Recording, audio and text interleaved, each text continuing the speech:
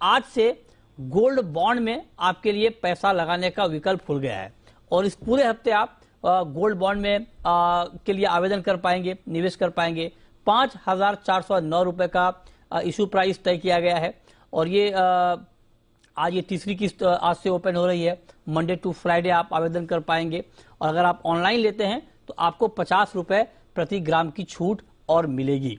तो मेरा सबसे पहला सवाल किशोर नारने जी आपसे होगा, चूंकि गोल्ड बॉन्ड की अलग अलग सीरीज में तो हम बात करते ही हैं, लेकिन ये वाली जो सीरीज है इस पर मैं आपकी राय ये जानना चाहता हूं, क्योंकि पिछली 3 सीरीज में अगर आप देखें तो इस सीरीज का प्राइस सबसे ज्यादा है, 5400 के ऊपर है।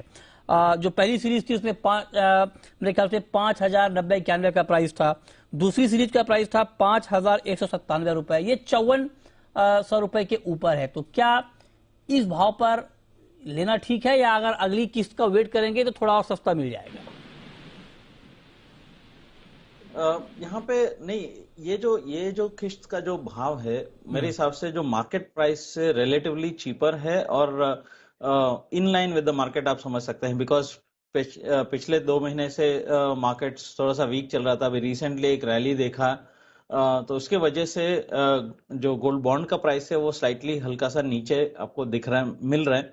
नॉर्मली पहले इश्यूज में एक्चुअली क्या है कि मार्केट रेट से भी ज्यादा रेट में इश्यू हुआ था, वहां पे मुझे इतना अट्रैक्टिव नहीं लगा था। बट इस बार ये जो ट्रेंच है प्राइसिंग काफी अच्छा है, नंबर 1।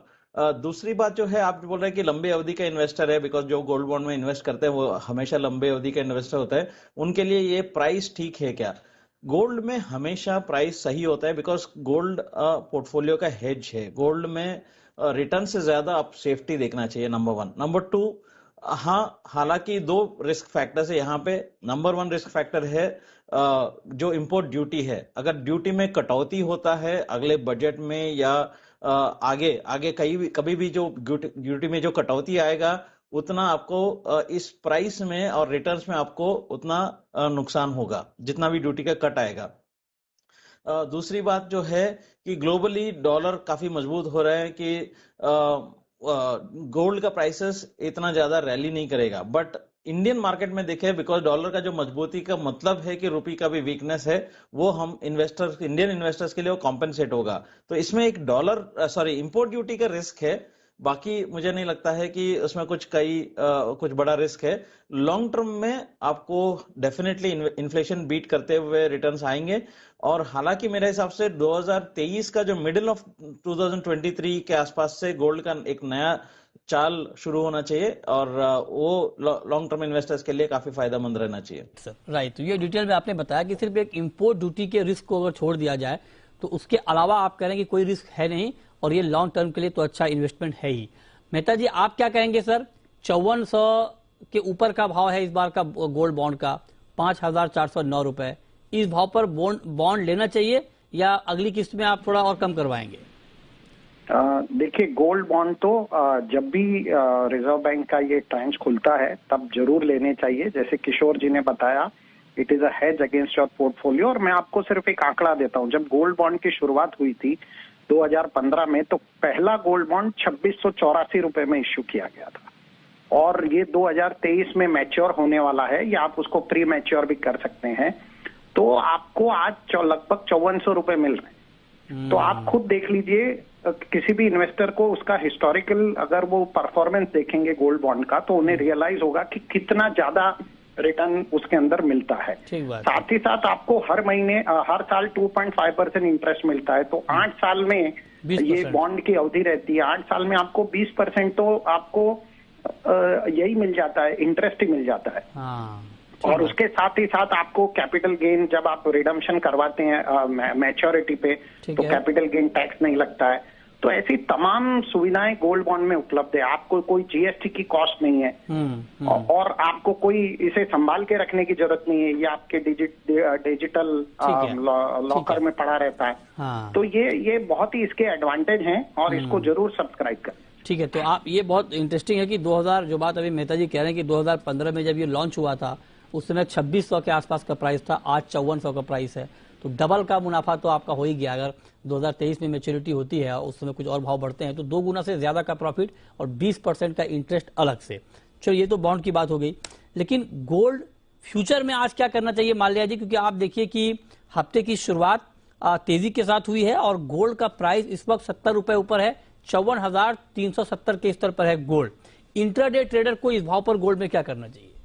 आई थिंक नमस्कार मृत्युंजय जी, स्ट्रॉन्ग डॉलर और कमोडिटीज का इनवर्स कोरिलेशन थोड़ा सा हावी रहेगा अगर आप डे ट्रेड की बात कर रहे हैं। मेरे ख्याल से अगर आप आज कुछ ट्रेड बनाना चाहते हैं, यहाँ पे फरवरी वायदा 54,460 के आसपास सेल करने की सलाह रहेगी। करीब यहाँ से शाम के सेशन में आपको एक 100 रुपीज का अपसाइड मिलेगा, वहां पे सेल करेंगे आप, और आपका स्टॉप रहेगा यहाँ पे 54,620 का, टारगेट रहेंगी 54,140 की। ठीक है, आपका भी यही व्यू है किशोर जी, या आपकी राय कुछ अलग है गोल्ड फ्यूचर को लेकर? नहीं, आई थिंक मेरा भी यही व्यू है कि डॉलर का मजबूती जारी रहेगा, बिकॉज फेड का हॉकिश स्टैंस है। उन लोग ने ऑलरेडी इंडिकेशन दिया है 5.1 के ऊपर रेट्स चले जाएंगे, तो मुझे भी लगता है 54,600 के आसपास दिसंबर वायदा बेच के चले, 54,800 के स्टॉप लॉस और 54,200 के आसपास का टारगेट्स के लिए, तो उछाला में बेचना चाहिए इसको। अच्छा, तो आप कह रहे हैं कि उछाले पर बेचना चाहिए। दोनों कॉल आपकी स्क्रीन पर, कोई कंफ्यूजन नहीं, आपके लिए आज बिकवाली की राय गोल्ड में दी जा रही है। लेकिन मेहता जी, गोल्ड का मीडियम टर्म आउटलुक आपको क्या दिखता है? सारे बड़े इवेंट आ गए, उसका इंपैक्ट भी हमने मार्केट के ऊपर देख लिया। अब यहां से मीडियम टर्म में गोल्ड का प्राइस आप क्या देख रहे हैं? देखिए, यदि मैं इंटरनेशनल स्पॉट मार्केट की बात करूं तो अभी लगभग $1790 के आसपास गोल्ड का प्राइस है। मुझे लगता है कि $1810 से $1812 के बीच में एक बहुत ही बड़ा इसमें रेजिस्टेंस लेवल है, और यदि वो उसको क्रॉस करेगा तो ही अब एक नई तेजी बनेगी, वरना यहाँ से मुझे अगले मीडियम टर्म में, मतलब लगभग अगले 15 दिनों में तेजी की उम्मीद कम लगती है। मुझे लगता है कि नीचे एक सपोर्ट लेवल है $1757 का स्पॉट में इंटरनेशनल मार्केट में। यदि ये $1757 इसने तोड़ दिया तो गोल्ड और नीचे जा सकता है। लेकिन यदि अगले 15 दिन की बात करें तो मुझे कहीं ना कहीं पर गोल्ड में वीकनेस लगती है। उसका जो मुख्य कारण होगा वो डॉलर इंडेक्स में मजबूती होगी, इसी वजह से गोल्ड नीचे आए। ये राय आपकी है गोल्ड के ऊपर। बहुत शुक्रिया मेहता जी जुड़ने के लिए, गोल्ड पर बात करने के लिए। चांदी पर आपका व्यू क्या है माल्या जी? चांदी में भी तेजी है, क्या ट्रेडिंग के लिए ये प्राइस ठीक है अभी 68,000 से नीचे का भाव? यस, मेरे ख्याल से इस भाव पे भी सेल की ही सलाह रहेगी। गोल्ड के साथ ही एक काउंटर में भी आपको गिरावट देखने को मिलेगी। 68,170 करीब यहाँ से 400 रुपीज अपसाइड अगर आ जाए वहां पे शाम के सेशन में, वहां पे बेचना चाहिए। 68,700 का स्टॉप लगाना चाहिए। नीचे में टारगेट 61,110 के रहेंगे। मेरे ख्याल से इस काउंटर में गिरावट की उम्मीद रख सकते हैं। ओके, तो आप कह रहे हैं गिरावट बढ़ सकती है। 67,110 के टारगेट के लिए आप चांदी में बिकवाली कर सकते हैं 68,170 पर। आपकी राय किशोर जी चांदी के ऊपर? मुझे भी चांदी पे बिकवाली का राय है। मार्च वायदा 68,200 के आसपास बेचे और 68,800 का स्टॉप लॉस मेंटेन करना चाहिए। 67,200 के आसपास का टारगेट्स के लिए इसमें बेच के चल सकता है। दोनों कॉल सेल की है, ये आपकी स्क्रीन पर दोनों कॉल चांदी पर बिकवाली करके आप ट्रेड ले सकते हैं, लेकिन हाँ स्टॉप लॉस जरूर लगाएं। अब